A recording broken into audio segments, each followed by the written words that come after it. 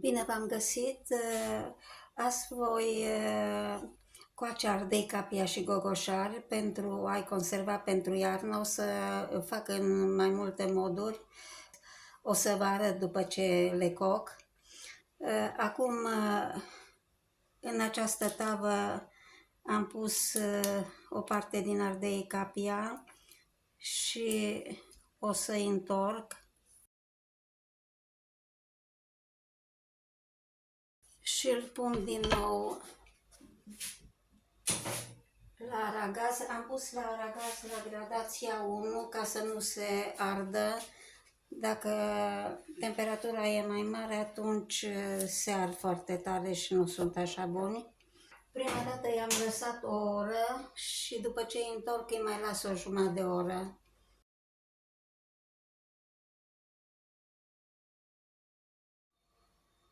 Am scos gogoșare din cuptor și am aici și cei din tigaie. Aici mai este abur. Îi voi pune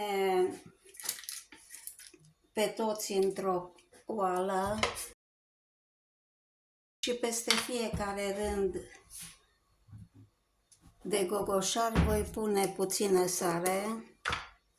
Am să presar cam o jumătate de linguriță pe fiecare rând.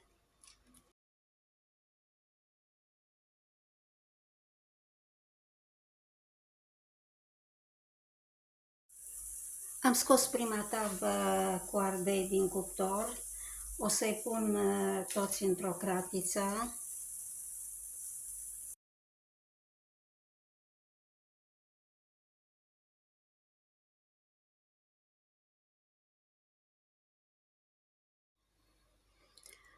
Am curățat ardei, capia de coajă și cotoare.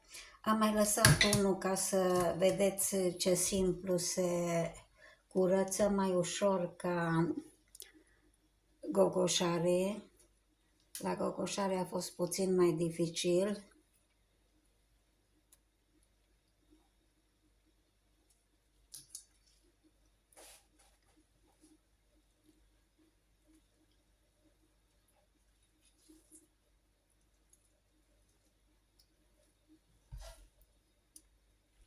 Aici am colectat coaja și cotoarele. Și eu, de obicei, și ardei și gogoșarii îi despic și îi spăl de sâmburi. Am lăsat întregi într-un an și am conservat la congelator, iar când i-am folosit am observat că aveau niște viermi albi mari în interior. De atunci nu mai las ardei gogoșarii întregi. Cu toate că arătau foarte bine la suprafață, nu înțeleg cum s-au făcut viermii. Și mai ales că erau în congelator, acolo nu aveau cum. Erau dinainte. Am pus ardei, capia în această strecurătoare, într-un vas. Se va scurge lichidul de pe ei și abia după aceea o să-i folosesc. Gogoșarii s-a scurs foarte bine lichidul de pe ei, aici l-am colectat, nu-l voi arunca pentru că este foarte gustos. Am să îl conserv și îl folosesc la ciorbe. Acum las până când se scurge lichidul de pe ardei. Am terminat gogoșarii și ardeii. Aici am gogoșarii scurși, iar aici sunt aproape gata și ardei, capia. I-am pus într-o sită pentru a se scurge lichidul. Am să fac acum o rețetă de ardei sau gogoșari, ardei și gogoșari conservați la borcan. Am pus anul trecut o variantă de gogoșar cu telemea și acoperită cu ulei de măsline. Și Și apoi am pus ulei de măsline până sus la gâtul borcanului. Sunt foarte buni și am decis anul acesta să mai pun mai mulți. Anul trecut am făcut doar câteva borcanele de probă. Și anul acesta voi pune în plus și măsline. Am să pun, folosesc borcane mici cât să se consume odată.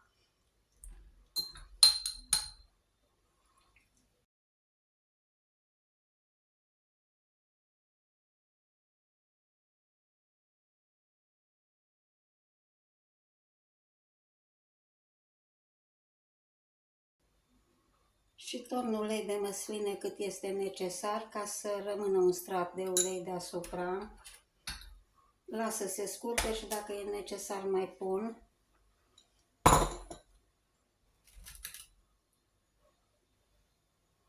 Continuu așa până când umplu toate borcanele. Am terminat de umplut cele 6 borcanele. Din gogoșar a mai rămas foarte puțin, 3 fâșii. Și acum voi pune în fiecare borcan ulei de măsline.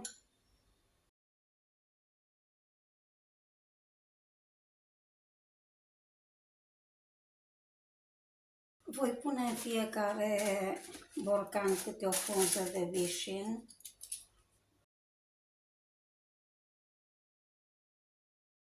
Acum voi pune capacele.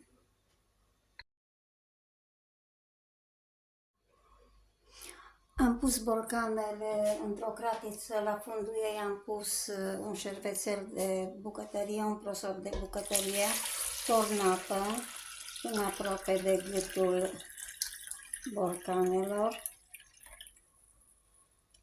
și pun la sterilizat pentru o oră la foc foarte mic. După ce începe să fiarbă apa, mai las o oră la foc mic.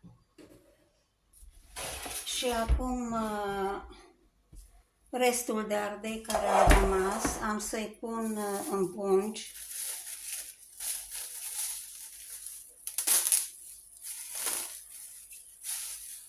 Eu pentru atunci când am nevoie de pastă de ardei, pentru ketchup, pentru zacuscă, prefer să pun în pungi la congelator, pentru că este și mai simplu și stau foarte bine așa.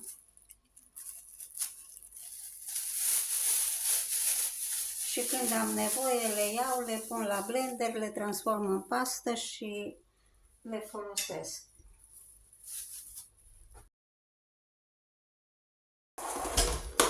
Și pun într-o cutie.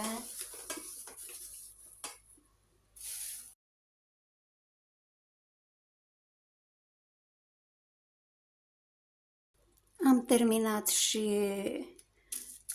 ardei capia de pus în pungi, acum o să-i pun la congelator.